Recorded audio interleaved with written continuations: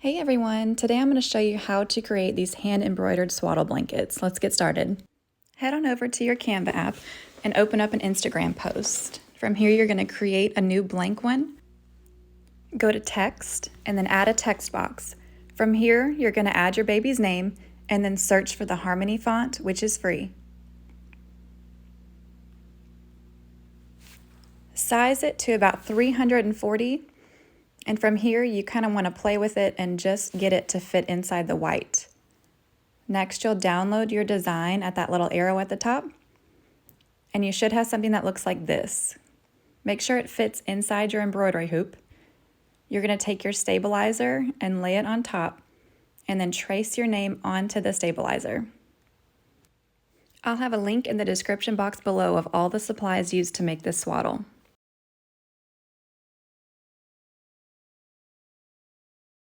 So from here, on a corner of your blanket, you want to fold and iron a crease. This is going to be your reference line with your name, so you know that it's centered. So fold your piece of stabilizer in half and lay it on top of your swaddle. Just make sure everything's nice and smooth and centered and where you like it. From here, you can hoop your design.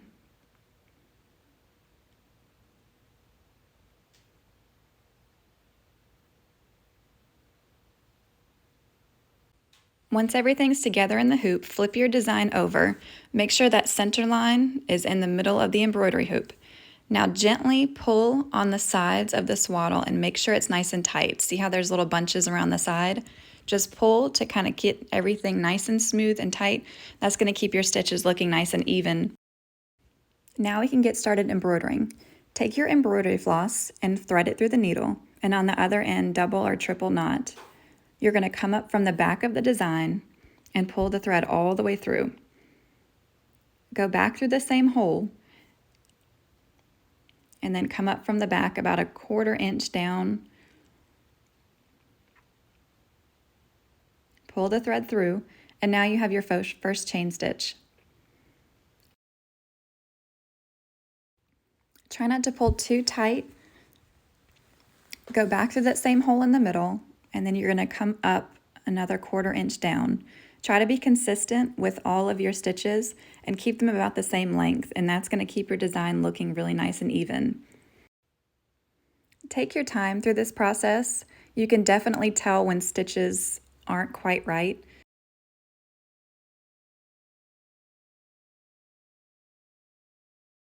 So you're just going to continue doing this. Go back down through the middle and come up another 1/4 inch.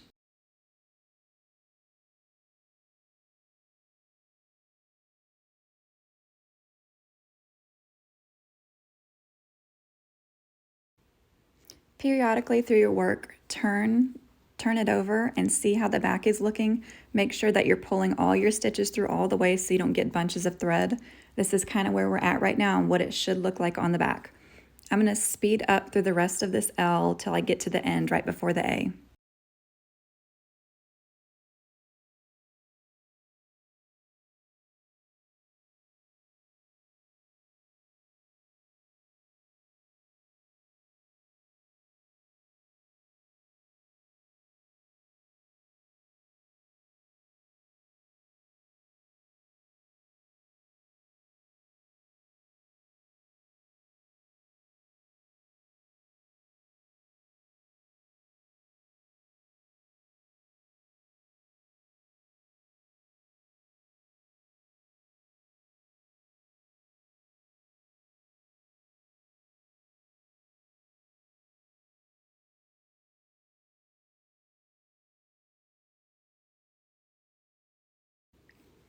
When you get close to finishing a line, you have to decide whether you want to completely tie off and start somewhere new, or if you want to just do a big jump. So for this part, I'm going to anchor this stitch in, and I'm going to tie off and start again at the top of the A.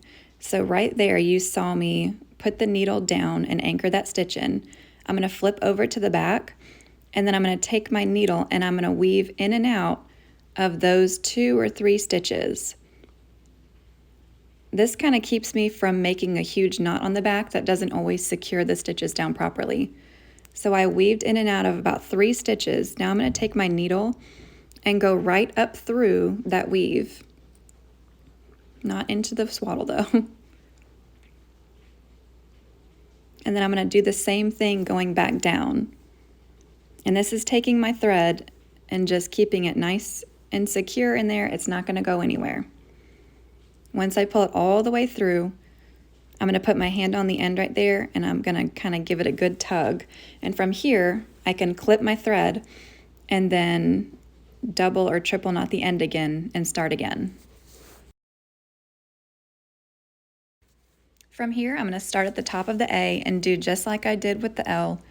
I'm going to go up from the back, go back into the same hole, and then I'm going to go down about 1/4 inch and making sure I'm going in between that thread loop. And that's going to create the chain stitch.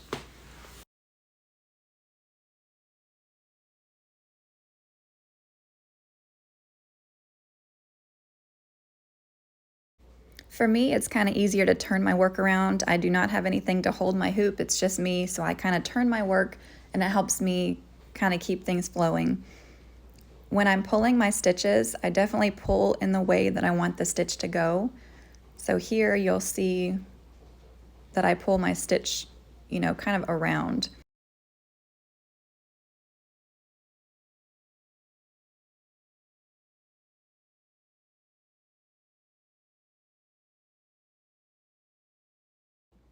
If you ever see any of your stitches looking a little weird, don't be afraid to take your needle and kind of smooth that stitch out and pull it back down, and it makes it look a lot cleaner. I'm going to speed up the video just until I get to the end of the A, and then we'll talk about what to do next.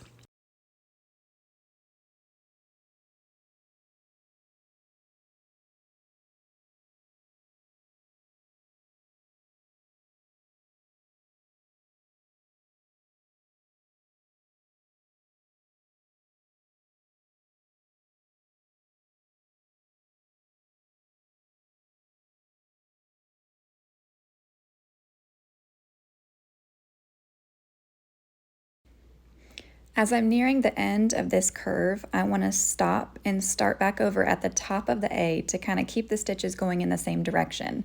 So just like we did with the L, I'm going to anchor my stitch right here and go right back down just as close to the stitch as I can. And instead of tying off, I'm going to just put my needle back through at the top of the A. While this kind of leaves a long thread in the back, it gets covered up by the stitches going back down. So definitely be mindful of if that thread is going to be covered up when you decide whether you want to tie off or if you want to make a jump. If I'm doing something for myself, I usually don't care and I'll just make those big jumps and I'll see the thread on the back. But if I'm working for someone else, I definitely take the time to go to the back, see the thread, but that actually gets covered up, and I'll show you this later.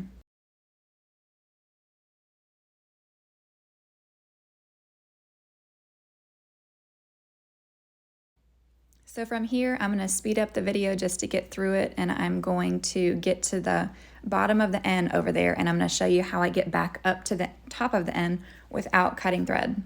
Feel free to skip over the embroidery parts if you already know how to chain stitch and you're already comfortable with this.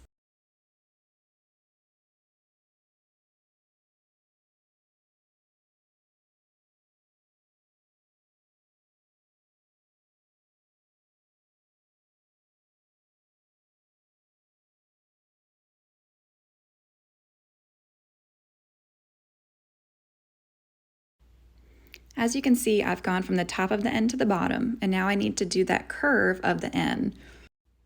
Since I'm down here at the bottom, and instead of making a big jump, I can actually do the weaving around the stitches all the way up to where I need to be. And this kind of keeps the extra thread hidden in the back, and it saves you the trouble of having to tie off and start somewhere else.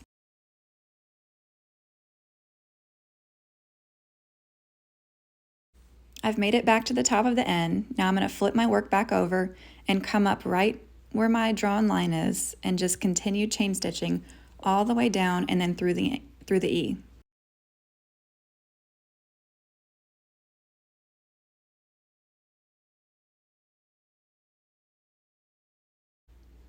The remainder of the swaddle is done just like this with the techniques that I've already shown you. I'm going to skip ahead until the end and kind of show you what the embroidery hoop looks like at the end and then what I do from there. Your finished work should look something like this, and the back looking something like this. Unhoop your design and cut away as much of the stabilizer as you can. From here, you're going to rinse your design and let it soak for about 15 or 20 minutes and put it right into the dryer. If you see any leftover residue from the stabilizer, all you have to do is rinse your design again or even put it on a gentle wash cycle. You have now finished your hand-embroidered swaddle and it's ready to give away to that perfect new baby. Thanks for following along with this tutorial. Find me at Southern Sewing Company on Instagram and tag me with your designs, and stay tuned for more tutorials in the future.